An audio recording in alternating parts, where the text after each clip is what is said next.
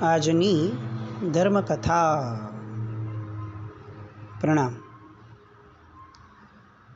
નવકાર, પરોપકાર અને મૈત્રી આ ત્રણેયના મહાસાધક એવા પૂજ્ય પન્યાસજી મહારાજ, ભદ્રંકર વિજયજી મહારાજ,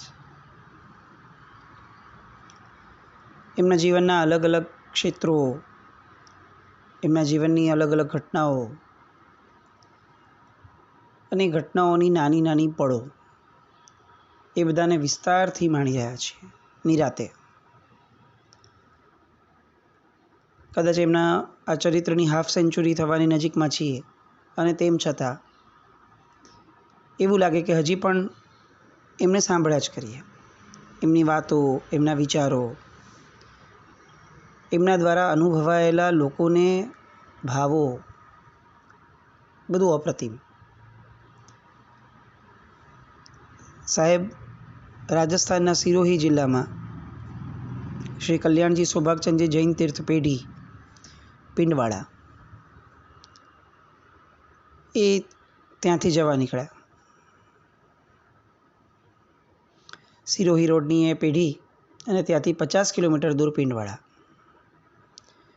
વિશ્વવિખ્યાત રાણકપુર એના નિર્માતા ધરણાશા, એ ધરણાશાના પિતા શ્રી કુંવળપાળ અને એ સમયના મંત્રેશ્વર લિંબાજી, એમના દ્વારા આ પિંડવાડાના જિનાલયનો સંવત 1465 ફાગણ મહિનામાં ઉદ્ધાર કરાયો હતો.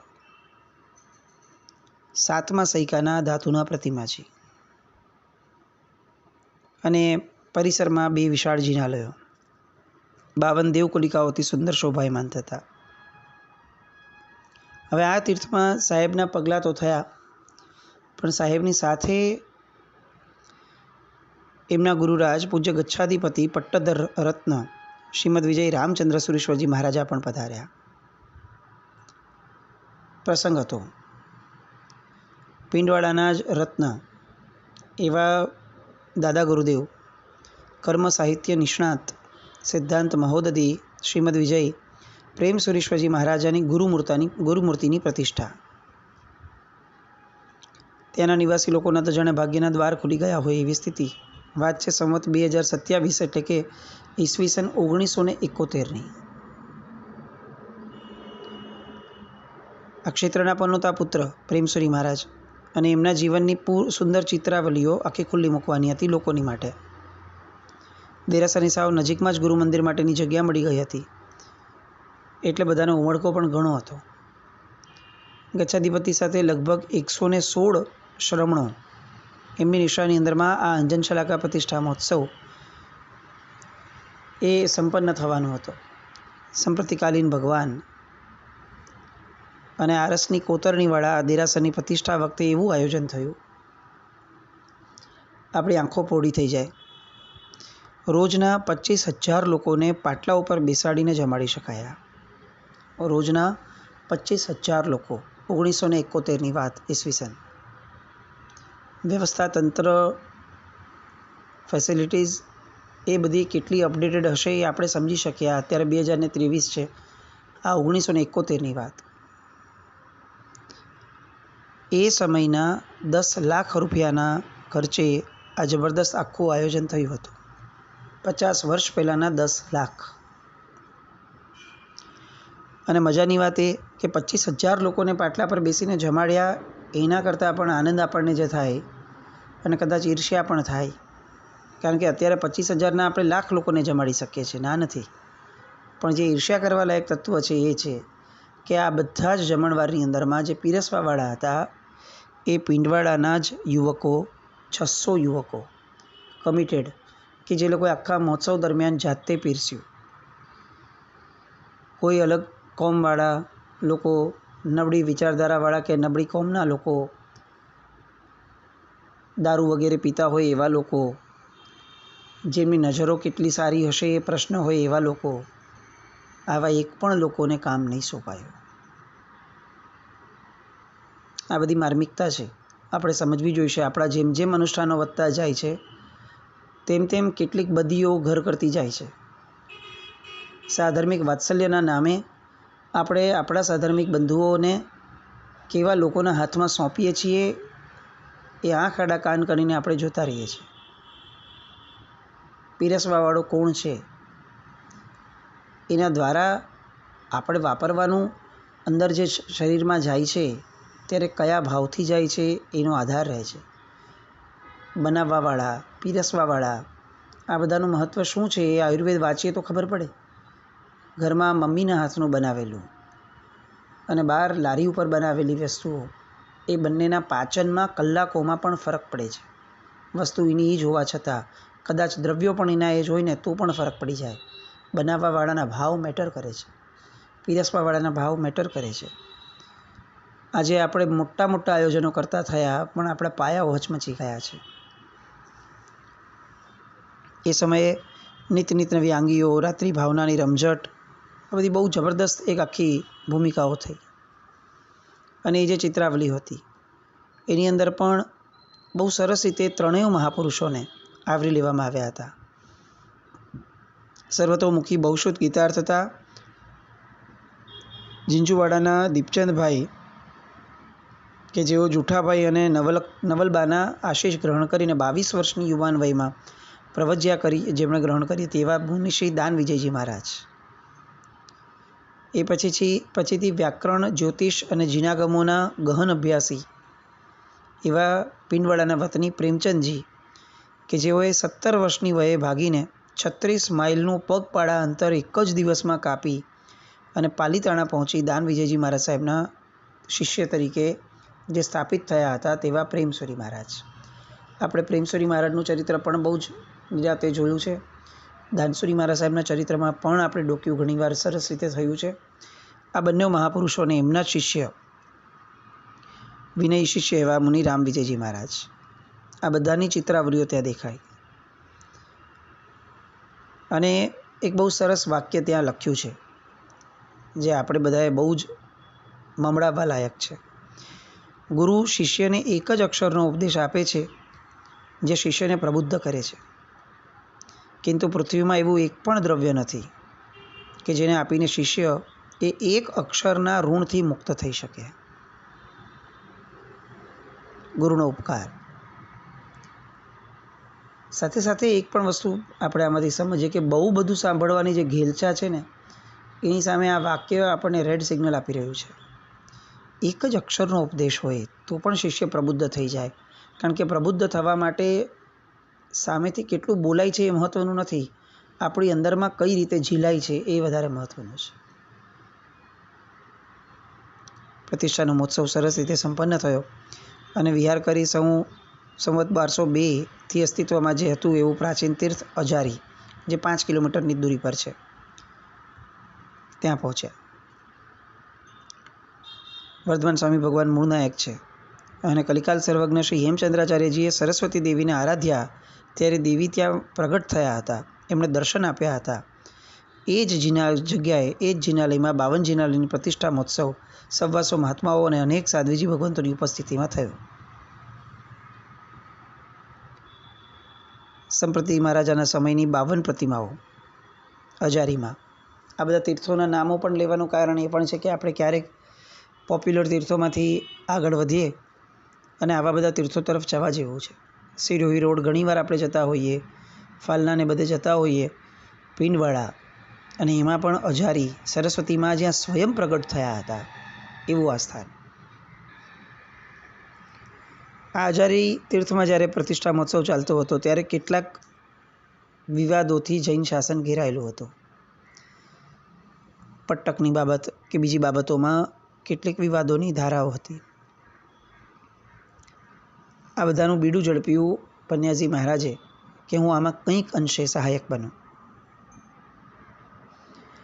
અને એમણે એ રીતે બધાની એકતા જળવાઈ રહે એ માટે જહેમત ઉઠાવી.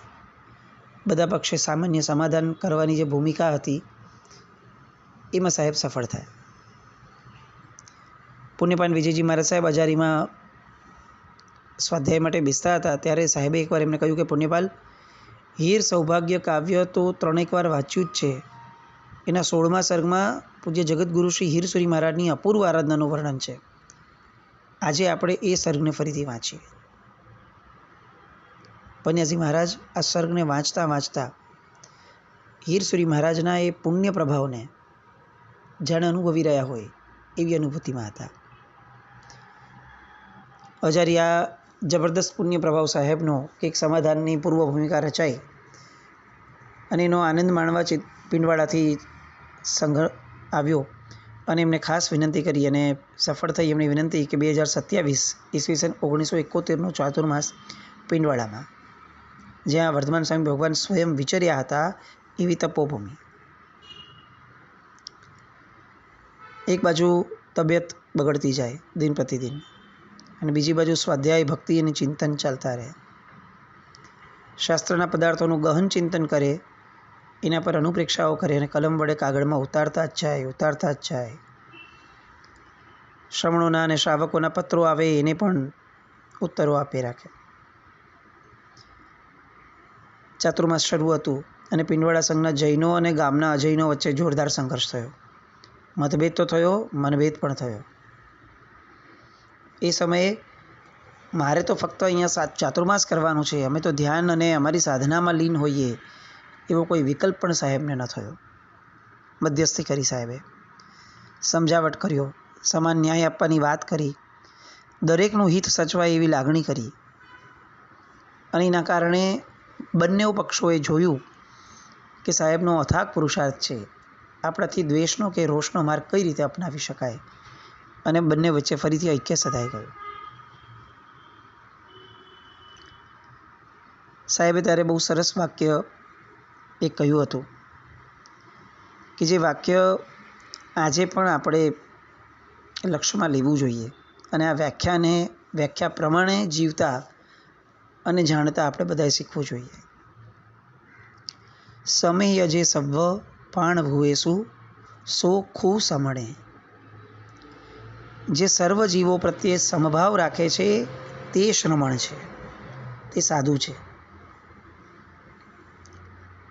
બહુ જ માર્મિક, સમજવાલાયક, અંદરથી હચમચાવી દે એવું આ વાક્ય. અલબત્ત આપણને હવે જલ્દીથી વાક્યો હચમચાવતા નથી, આપણું કમ ભાગ્ય છે, કારણ કે આપણે બહુ બધું સાંભળતા થઈ ગયા અને એ પણ ઊંડાણ વગર સાંભળતા થઈ ગયા, જિજ્ઞાસા વગર સાંભળતા થઈ ગયા, અંદરના બહુમાન વગર સાંભળતા થઈ ગયા. એટલે આપણી માટે તો દરેક વસ્તુ ફક્ત એક કમ્પેરિઝનનો એક આયામ છે. બસ આ સારું કે ઓલું સારું, વાત પૂરી. આપણી માટે શું સારું એ વિચારણા તો આપણું લક્ષ્ય જ નથી. પણ તેમ છતાં કેટલાક પંચલાઇન્સ કેટલીક સાહેબની એ વિશેષપણે યાદ રાખવા જેવી. જે સર્વ જીવો પ્રત્યે સંભાવ રાખે તે શ્રમણ છે. પ્રશ્ન વાક્યની અંદર સાચું શ્રમણ કોણ એવો પ્રશ્ન થયો હતો ત્યારે સાહેબે આ વાક્યને મમડાવ્યું હતું સંઘની સામે અને સમસ્ત સંઘે એક રાગ થઈ આરાધના તરફ ગતિ કરી. હવે સંઘ માટે, બહારના સાથેનો તો વિવાદ પૂરો થઈ ગયો, હવે સંઘ માટે જ્યારે વાત આવી ઇન્ટરનલી, ત્યારે સાહેબે નિશિત ચૂર્ણીની 46મી ગાથામાં જે કહ્યું છે એ વાત સંઘને પ્રેરણારૂપે કહી. તપ્પંતે અણેણ પાવમ કમ્મમિતિ તપો. જે સાધનાથી પાપ કર્મ તપ્ત થાય, પૂર્ણ થાય, શાંત થાય, તે સાધના તપ છે. અને સાહેબે આખી વાત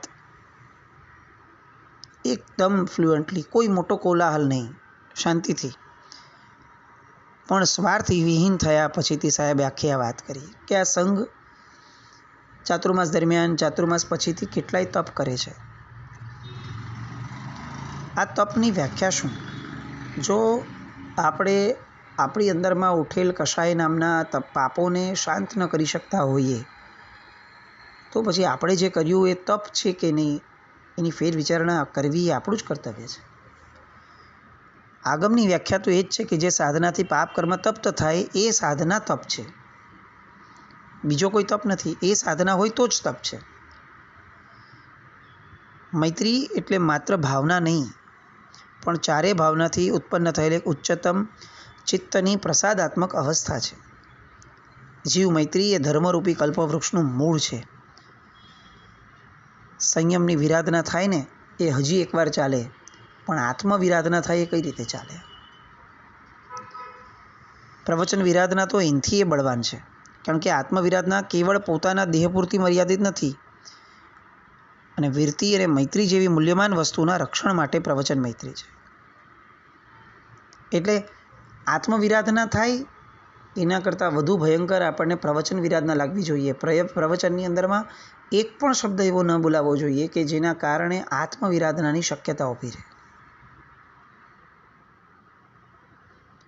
ઘણાના હિતનો પ્રશ્ન હોય એવા સમયે શાંત રસના આવિર્ભાવમાં મૈત્રી અને ભક્તિ પરિણમે એવા પ્રવચનો આપવા એ આવશ્યકતા છે. સાહેબની આ વાતોને આ પરિપ્રેક્ષમાં અત્યારે વર્તમાનમાં જોઈએ તો આપણને ખરેખર સાહેબને મિસ થવાનો ભાવ આપણો પરાકાષ્ઠાએ પહોંચે. કેટલી સામાન્ય સ્તરની એક સમજણ છે પાયાની, કે આત્માને કોઈ પણ પ્રકારે દુભવીને આપણે કઈ રીતે ધર્મ કરી શકશું. રાગ અને દ્વેષ દ્વારા દુભાતો આત્મા, કષાયો દ્વારા દુભાતો આત્મા, એ પછી ધર્મક્રિયા એને નામ આપશું એ કેટલું યોગ્ય ગણાશે એનો વિચાર દરેક વ્યક્તિએ કરવા જેવો છે. આપણા દરેક ક્ષેત્રોમાં કષાયો ભરી ભરીને આવતા ગયા. દાન આપીએ તો અહંકારનું પોષણ થાય. પૂજા વગેરે કરવા માટે કોઈ સામાન્ય વ્યક્તિ ગયો હોય તો દેરાસરમાં એને ઉપદેશ આપવાવાળા લોકોના ઢગલે ઢગલા મળે. જ્ઞાનનું અજીર્ણ, દાનનું અજીર્ણ, શીલ ધર્મની તો કોઈ ક્યાંય વાતો દેખાય નહીં શ્રાવકોમાં. એ તો જાણે આપણો ધર્મ જ ન હોય એ રીતે બેફામ થઈને આજની પેઢી ગમે તેવા કપડાં, ગમે તેવા વિચારો, ગમે તેવી વાણી, જિનાલયની પેઢીઓ હોય ત્યાં પણ વાણીનો કોઈ એક નિયંત્રિત ભાવ હોય એવો કોઈ નિયમ નહીં. બધું વધ્યું એ આપણને દેખાય છે. કેટલું બધું ઘટ્યું એ તરફ દૃષ્ટિકોણ થતો જ નથી સંભવ, અથવા કદાચ કરવો નથી. આ બધાના મૂળમાં સાહેબની આ વાત, મૈત્રી અને ભક્તિ આ બંને સાથે જ ચાલે. ઋણ મુક્તિ માટે માનવ જન્મ છે. એ ઋણ કયું છે એ જાણવું હોય તો સમ્યક જ્ઞાન, ઋણને સ્વીકારવું તે સમ્યક દર્શન, અને ઋણ મુક્ત થવાનો પ્રયત્ન કરવો એ સમ્યક ચારિત્ર છે. સંસારવર્તી જીવો પરસ્પર ઉપકાર કરે છે. બીજાનો ઉપકાર લીધા વિના કેવળ બીજા ઉપર ઉપકાર કરવાની સ્થિતિ એ ફક્ત સિદ્ધ અવસ્થામાં છે. એટલે ઉપકાર તો લેવો જ પડે એવી સ્થિતિમાં આપણે બધા જીવીએ છીએ. સાહેબની સાલસતા, વિનમ્રતા, કોક જાય એમની પાસે અને સિમ્પલી વાત કરે ને કે સાહેબ હું આ ગુરુના શરણે છું કે આ વ્યક્તિના શરણે છું, તો સાહેબ બહુ પ્રેમથી એમ કે પ્રભુને છોડીને અજ્ઞાનતા કે અતિરાગથી જ્યાં સુધી આપણો જીવ બીજાનું શરણ ઈચ્છે છે ત્યાં સુધી તે અશરણ જ છે. ગુરુનું શરણું બરાબર છે, પણ પ્રભુને છોડીને આવું કોઈ શરણું લેવાની આપણે ત્યાં કોઈ વાત નથી. સર્વોત્તમ કેન્દ્ર એ પ્રભુ જ હોય. કોઈ વ્યક્તિ વિશેષ પ્રભુથી વિશેષ થઈ જાય અને એનો પંથ નવો સ્થપાય અને એવા પંથમાં આપણે જોડાઈએ એ ઈષ્ટ નથી. પ્રયત્ન, સાધના એ આનંદ અને શુદ્ધિની થવી જોઈએ, આનંદ પ્રાપ્તિની નહીં. ઉત્તરોત્તર આનંદ શુદ્ધ થતો જાય એ આનંદની શુદ્ધિની પ્રક્રિયા એ અધ્યાત્મ છે. આપણને ગમે તેવી જગ્યાઓએ આનંદ આવી જાય એવું બની શકે, પણ એ આનંદ વિશુદ્ધ હોય એવું જરૂરી નથી. અને જ્યાં સુધી આનંદ વિશુદ્ધ નથી ત્યાં સુધી અધ્યાત્મ પણ નથી. આવા મુઠ્ઠી ઉંચેરા વિચારો જેમના જીવનમાં હતા એવા શ્રાવકો, અને એમના અનેક એવા શ્રાવકો કે જે શ્રાવકોના જીવનની સાધનાઓ આપણે આ પૂર્વે પણ સાંભળી છે. ફરી ફરીને આવીએ જ રાખે એવી બધી સાહેબની જીવનની અંદરની ઘટનાઓ હતી. રેખવદાસજી, આપણે આ નામ સાંભળ્યું છે હમણાં જ 2 દિવસ પહેલાં. એમણે નવકાર માટેની નવકાર પ્રાપ્તિની એક આમનય જે સાહેબે આપ્યો હતો એ આમનયની સાધના શરૂ કરી. 6 મહિનાની સાધના હોય જેમાં અઠ્ઠમના પારણે અઠ્ઠમ કરવાનું, અને અઠ્ઠમનું પારણું આવે ત્યારે રેખવદાસજીને એમ થાય કે હું કેમ સામાન્યથી કરું, તો અવઢથી પારણું કરે. 6 મહિના સુધી સળંગ આ નવકારની આરાધના એમણે કરી. અઠ્ઠમના પારણે અઠ્ઠમ, પારણે અવઢનું પચ્ચખાણ. અને આ 6 મહિનામાં એમના જીવનની અંદરમાં કંઈક આખું અલગ થયું. એમના થકી હજી એક વ્યક્તિ કે જેના નામ વગર સાહેબજીનું ચરિત્ર પૂરું જ ન થઈ શકે, સાહેબજીના કદાચ સૌથી નિકટતમ વ્યક્તિ કહી શકાય એવા મદ્રાસના એ વતની, એમના જીવનના સાક્ષાત્કારો એ તો આપણે સાંભળીએ તો એવું લાગે કે કદાચ આ આરામાં જન્મ્યા જ નહીં હોય આ વ્યક્તિ. એવી બધી વાતો. આવતીકાલે આ બધી જ વાતોને ફરીથી મંભળાવવા માટે ભેગા થઈએ અને પન્યાજી મહારાજને કહીએ કે આ બધા આટલા બધા શ્રાવકો તૈયાર કર્યા, અમારું ભાગ્ય કેમ આટલું સૂતેલું રહ્યું? અમે કેમ એ સમયે ન જન્મ્યા કે જે સમયે લોકો ગમે તેવા સુખશીલતાવાળા જીવનમાં હોય આપની પાસે આવતા અને આપ ખાલી એમને એક નિયમ આપતા, નવકાર, કોકને નવકાર આપે, કોકને લોગસ્ય આપે, કોકને ભક્તામર આપે, અને જેને આપે એને એવો ફળે કે જાણે એવું લાગે કે આ જન્મ જન્માંતરથી આની જ સાધના કરતા આવ્યા છે. જીવ જ્યારે પોતાની માટે પણ અકલ્પનીય વિકાસ કરે ને, પોતાની કલ્પનાથી પણ બિયોન્ડ, ત્યારે સમજવું કે ગુરુકૃપા એ શું તત્વ છે.